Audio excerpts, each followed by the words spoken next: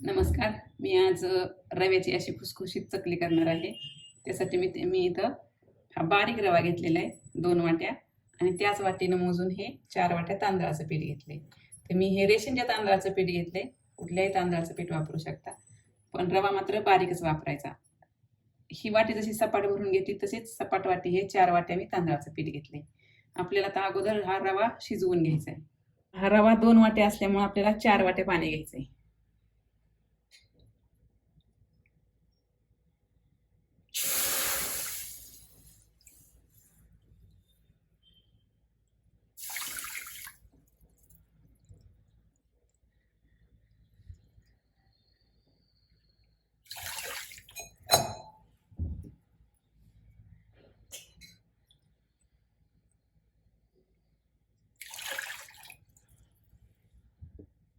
आता ह्या पाण्याला आपल्याला चांगली उकळी येऊ दे. आता आपल्या पाण्याला उकळी आलेली, त्यामुळे टाकायचं आपल्याला चवीपुरतं मीठ आणि 2 चमचे तेल. आणि हे मी 2-3 चमचे तीळ घेतलेत.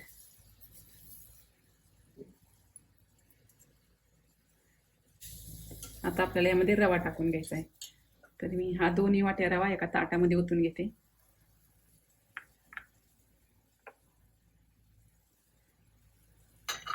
आणि गॅस कमी करायचा.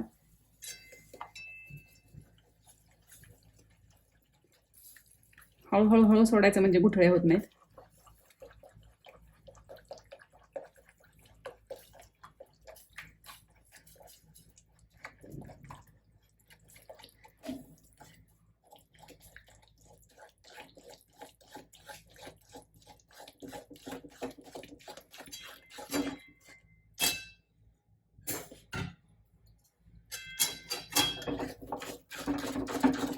हे चांगलं आपल्याला मिक्स करून घ्यायचं आणि एखादी जर गुठळी असली तर ती चांगली फोडून घ्यायची. आपल्या ज्या सगळ्या गुठळ्या पण फोडून झालेत आणि व्यवस्थित आपला रवा पाण्यामध्ये हाटून झालेला आहे. आता याच्यावर आपल्याला 2-3 मिनिटं झाकण ठेवून एक वाफ येऊ द्यायची.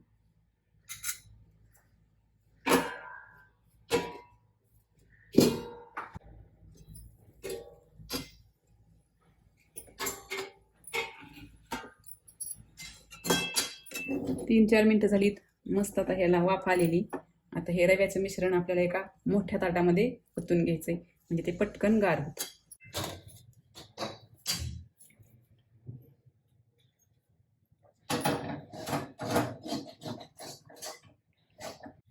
हे थोडंसं आपल्याला पसरून घ्यायचं म्हणजे पटकन थंड होतं. तर यामध्ये आपल्याला मिरची पावडर टाकायची आपल्या आवडीनुसार.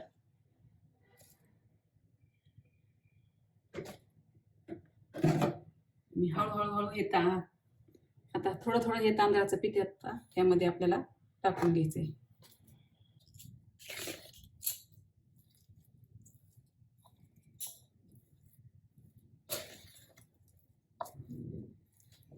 आता हे लाल तिखट अगोदर मिक्स करून घेतलं. आता टाकायचं तांदळाचं पीठ.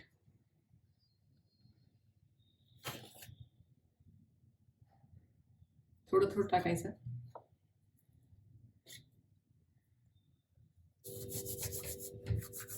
माझ्याकडून ओवा टाकायचा अगोदर राहिलाय, मी आता वरून टाकते.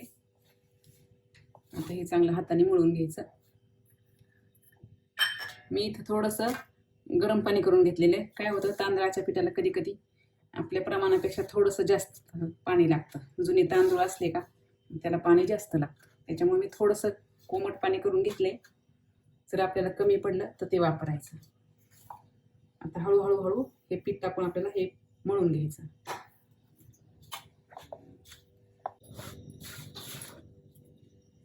थोडं आपलं हे एकजीव करण्याकरता थोडंसं 1-2 चमचे पाणी घ्यायचं फक्त.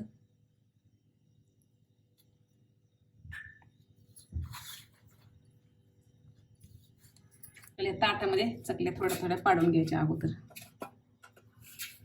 त्याला आधी तेल लावून घ्यायचं थोडं.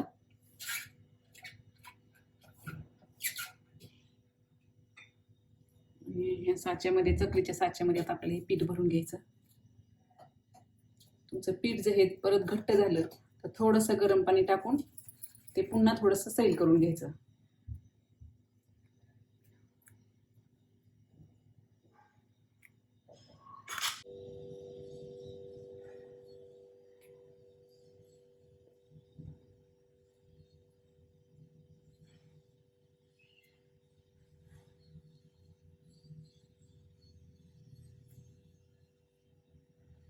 आता ह्या चकल्या करून झाल्यात, आपल्याला आता ह्या तळून घ्यायच्या.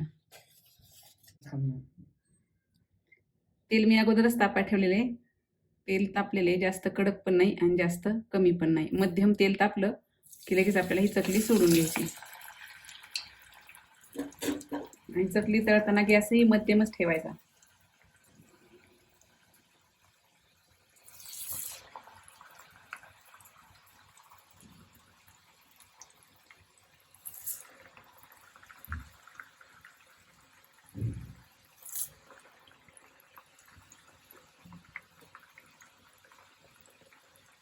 चकली फुगून वरती आल्यानंतरच आपल्याला तिला पलटून घ्यायचं.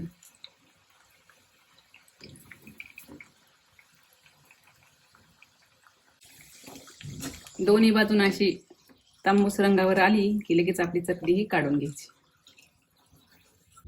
शेवटी थोडंसं पीठ हे घट्ट झालेले, शेवट होतं थोडं, त्यावेळेस थोडंसं आपलं कोमट पाणी घ्यायचं, आपल्या हाताला जसं हे होईल तसं, आणि पाणी टाकून थोडंसं मळून घ्यायचं. आणि सुरुवातीला जरी तुमचं पीठ घट्ट झालं तरी सुद्धा असं थोडं एक वाटीभर पाणी गरम करून जसं लागेल तसं पीठ मऊ तयार करून घ्यायचं. मस्त आपली अशी ही कुरकुरीत चकली तयार आहे. एकदम क्रिस्पी होते, एकदम पोकळ झालेली यातून. नक्की अशा प्रकारे नक्की करून पहा. आवडल्यास लाईक करा, शेअर करा, कमेंट करायला विसरू नका.